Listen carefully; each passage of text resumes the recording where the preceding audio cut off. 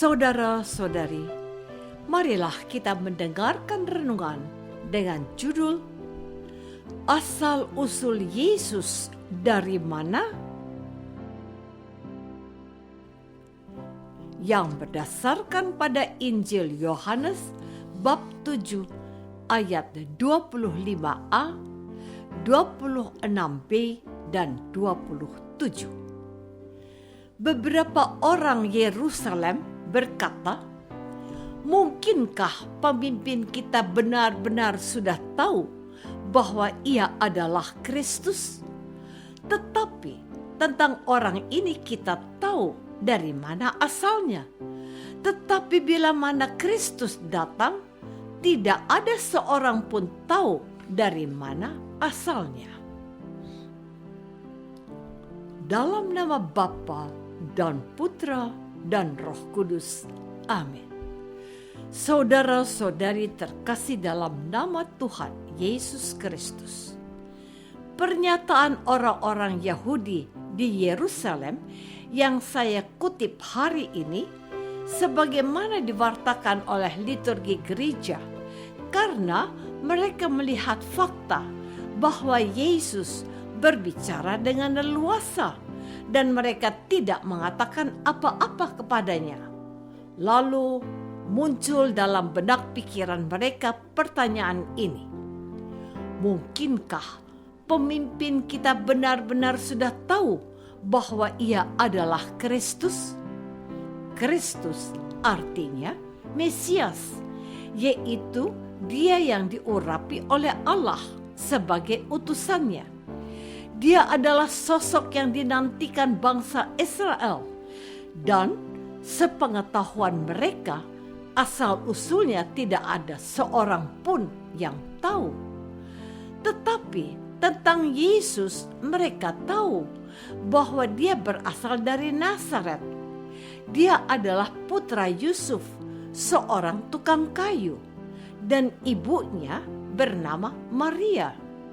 Mendengar selentingan dan keraguan beberapa orang Yahudi itu, Tuhan Yesus waktu mengajar di Bait Allah berkata, "Memang kamu kenal dan kamu tahu dari mana asalku. Namun aku datang bukan atas kehendakku sendiri, tetapi aku diutus oleh Dia yang benar, yang tidak kamu kenal.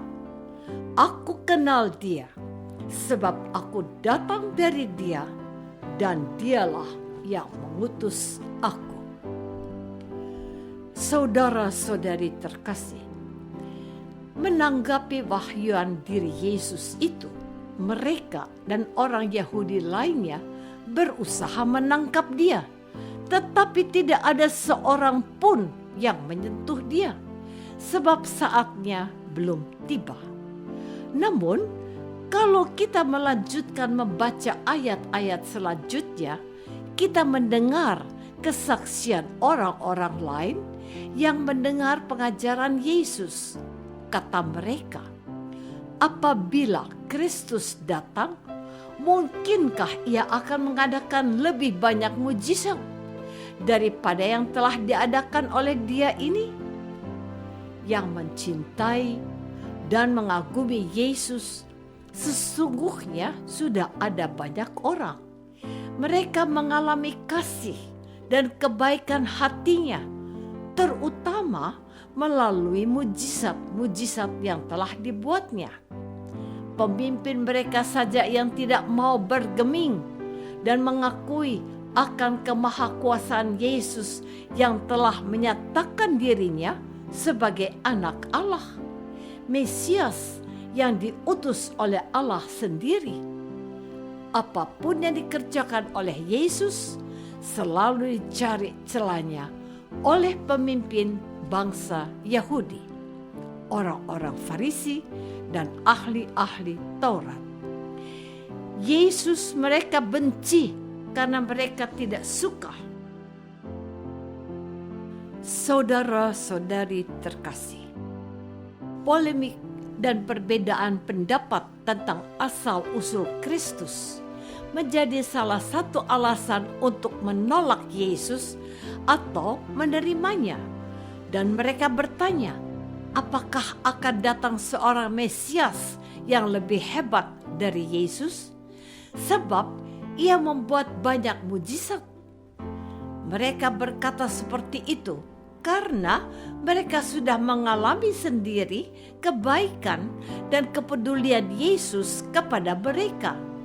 Tanda-tanda yang telah dikerjakan oleh Yesus sesungguhnya telah menyatakan bahwa dia bukan orang sembarangan.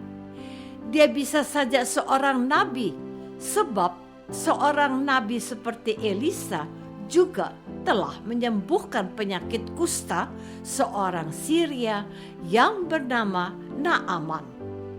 Yesus juga mentahirkan 10 orang kusta, tetapi hanya seorang yang kembali kepadanya dan mengucap syukur. Orang itu adalah seorang Samaria. Tapi Yesus juga mungkin bisa disamakan dengan Elia yang membangkitkan seorang anak seperti kita dapat baca dalam 1 Raja-Raja bab 17 ayat 18 sampai 23. Tuhan Yesus juga membangkitkan pemuda dari Nain, putri Yairus, dan juga Lazarus yang sudah 4 hari dimakamkan. Maka tepatlah kalau beberapa orang lebih percaya bahwa Yesus adalah Kristus yang mereka nanti-nantikan selama ini. Namun, saat pewahyuan Yesus belum tiba.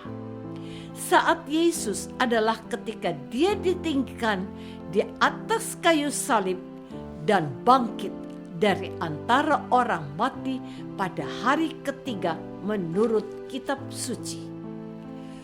Saudara-saudari terkasih, ketika ada kebingungan dan kekacauan pendapat di antara orang-orang Yahudi itu, Tuhan Yesus berfirman, "Memang kamu kenal dan kamu tahu dari mana asalku. Namun, aku datang bukan atas kehendakku sendiri, tetapi aku diutus oleh Dia yang benar yang tidak kamu kenal. Aku kenal Dia, sebab aku datang dari Dia, dan Dialah yang mengutus aku." Dia bukan hanya seorang nabi, tetapi lebih dari seorang nabi. Dia itu Kristus yang diurapi oleh Allah dan diutus oleh Bapaknya. Betul, dia berasal dari Nazaret, lahir dari seorang ibu bernama Maria, dan bapa angkatnya adalah Yusuf.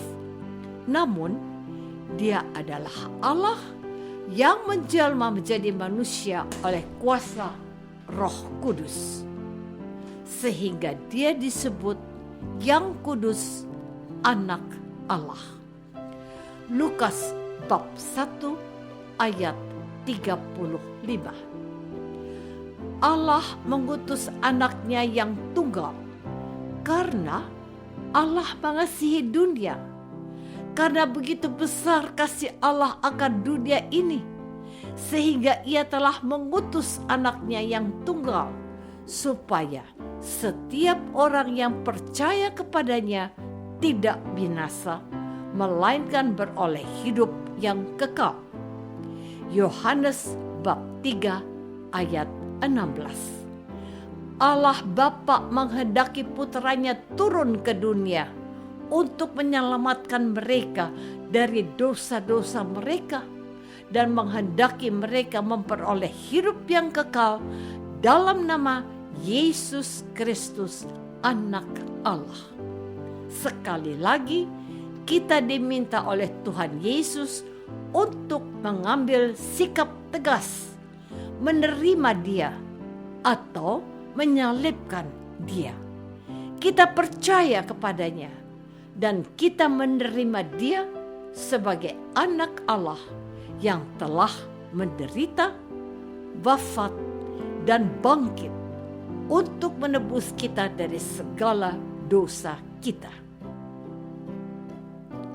Apakah aku percaya akan Yesus Kristus, Anak Allah, yang diutus oleh Bapa untuk kita? Marilah kita berdoa. Bapa yang Maha Baik, kami telah mengenal Yesus dan mendengarkan firman-Nya. Tambahkanlah iman kami kepada Yesus Kristus, Putra-Mu, yang hidup dan berkuasa dalam persekutuan dengan Roh Kudus, sekarang dan selama-lamanya. Amin. Semoga kita semua selalu dinaungi dan dibimbing oleh berkat Allah yang Maha Kuasa, Bapa dan Putra dan Roh Kudus. Amin.